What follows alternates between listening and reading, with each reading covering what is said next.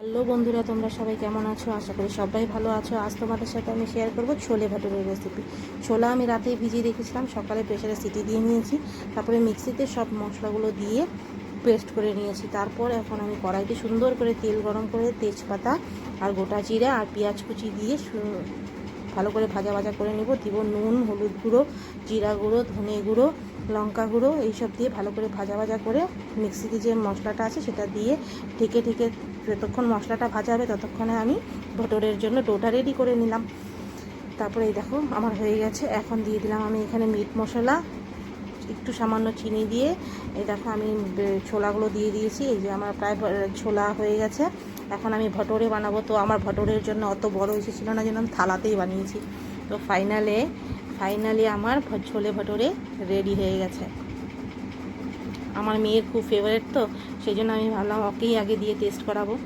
তো তোমাদের কেমন লাগলো ভিডিওটা অবশ্যই জানাবে। আজকের জন্য এতটুকুই, টাটা বাই বাই। আমার মেয়েকে দেখে তো মনে হচ্ছে সেই টেস্টি হয়েছে।